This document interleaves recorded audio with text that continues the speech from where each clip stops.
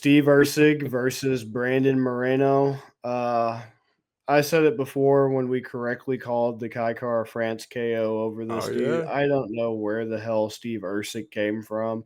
I don't know what U.S. aid funding was given to this man to make him like a hype job from hell, but I've never bought into it. And so if you listen to us with that Kaikara France fight, because we even called it down to the knockout, I said it was going to be that. I said he was going to good. make him look stupid, and you had a pretty huge plus number on that. So I'm just not an Ursig guy. I mean, he's lost to the elite, right? Kaikara France is looking pretty damn good. Obviously, Pantosia's the champ. Mhm. But I mean, he hasn't even been in the UFC that long, which is why I'm like, this No, guy's been in the UFC since June of 2023.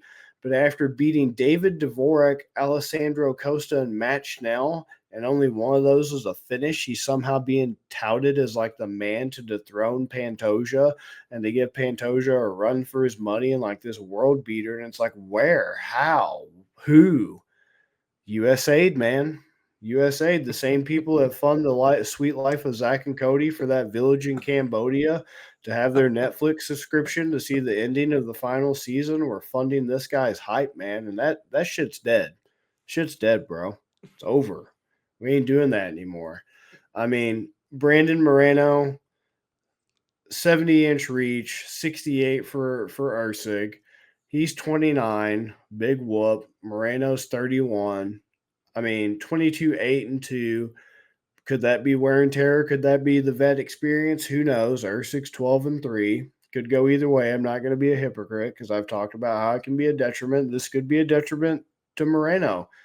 I mean, more wear and tear, but also the vet edge as it goes in all these fights. The 31's not too concerning, but it starts to be once again at this lower weight class.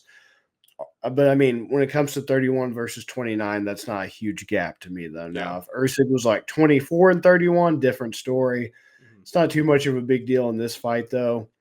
Amir Albazi coming off a win. Brandon Moreno that was a very good win.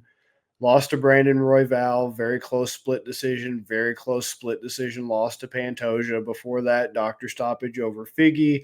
Strikes finish over Kaikar France. Unanimous decision lost to Figgy, but then he choked out Figgy before. So I really like Brandon Moreno in this. I just don't see how Steve Erceg coming off a pretty brutal KO loss, even though he's given himself enough time to heal and everything.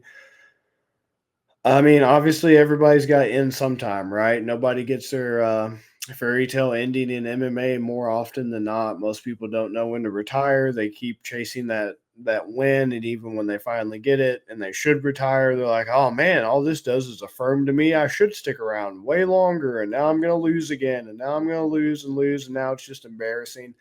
Nobody has a graceful retirement like other sports. They keep chasing the next thing.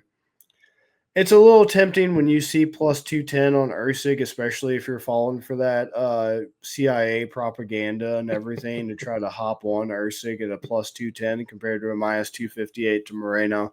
Because I will agree with you, that's a bit egregious. It should be closer to a pick'em, I genuinely believe, just because of that wear and tear on Moreno and how long he's been around. It, like I said, at some point the wheels have to come off, and any fight, you're kind of like waiting for the other shoe to drop with that anxiety and that palpitation of like, damn, is this guy finally going to skid out? Is the plane going to go down? Are we going to have a rocky but safe landing? And I could see why people, would think that about Moreno. So that's why I do agree it should be way more of a pick 'em. Moreno has no business being this heavy of a favorite against anybody. But I mean, you got 83% of bets on Moreno, 17% on Usyk. So at least a lot of you guys have, stopped being brainwashed. Uh, I don't know. This is just kind of an ugly fight from a betting perspective. Again, if you're not going with Usyk, I don't. This would be a 5-round fight. I could see this honestly being kind of boring. I could see KO, TKO, or decision, which is apparently how Vegas sees it for Moreno because you're getting that at minus 225. I don't think there's going to be a finish. I mean, there could be, but I don't know. Kaikara France feels like he's got a little bit of power in his hands. I don't necessarily know if Moreno does. I don't know. I just don't like this fight from a method standpoint. I might play it safe and just take money line. What do you think? I think that was a fantastic breakdown. There is like a big issue in this division, and the UFC knows it. And I think that's why this is government funded Erceg. This is why he's here. Because, dude, look at this before like this fight. This is just the Brandons, Pantoja, Kaikar France, like has been kind of inactive in and out, and Figgy. Like that's literally what this division has been. I'm gonna go back to 2020, and these are Moreno's opponents. The other Brandon Royval, Figgy, Figgy, Figgy, Kaikara France, Figgy, Pantoja, Brandon Royval again. It's just like all these top guys are just fighting each other and nobody else is breaking in. And so they had to create Erceg to come in and give these guys other people to fight. Because then Moreno fights, who is this? Amir Albazi wins by unanimous decision back in November. I think that the fight against Royval that he just lost is going to be a good thing for this fight. Because that fight was also down in Mexico. And I think he thought he could just coast and that he would just get the home win. And he didn't. Like, he came in, really lackluster effort. I think, wasn't that like the 5th round? He like wasn't even really throwing punches at the end. He's just kind of dancing around, trying to be flashy and stuff. It's not like he was gassed. Dude just wasn't trying. And the judges were like, all right, dude, well, we're going to give it to Royval because he's actually out here doing something. And I think he was a little bit embarrassed by that, as he should be. So I think that's going to be better for him here.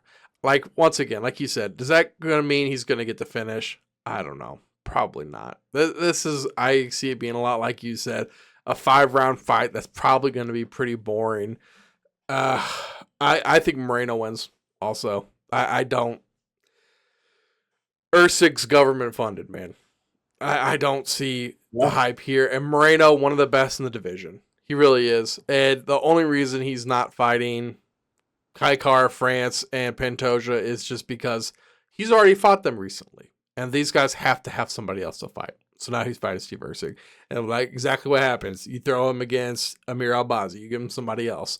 All right, he wins. He wins by unanimous decision. That just kind of is what's going to be here. Another unanimous decision win against finally somebody different than he's fought before. Like I said, he fought Figgy in 1, 2, 3, 4, 5. In 5 fights, he fought Figgy 4 times.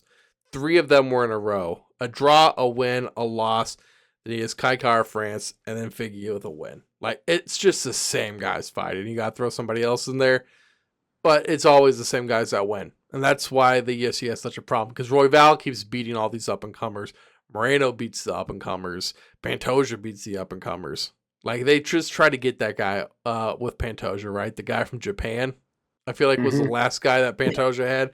And they're trying to get somebody new in here. But these guys just keep winning. And I think we're going to see that again. Yeah, I was really happy to see Brandon Moreno be able to beat Albazi. Albazi was the first guy, like you were mentioning, to kind of break into that revolving door of the Brandons and Pantoja and Figgy. And he was kind of billed as like, all right, we know it's getting kind of boring with just these same guys fighting each other. This guy's got a lot of potential. Let's see what he can do. And it was like Moreno pretty much handled him easily. So that was very encouraging at this stage of his career to see. And that's another factor that makes me, want to roll with Brandon Moreno on this and see him as a pretty sizable favorite. So, yeah. Yep. I don't like methods either, so I'll go money line also.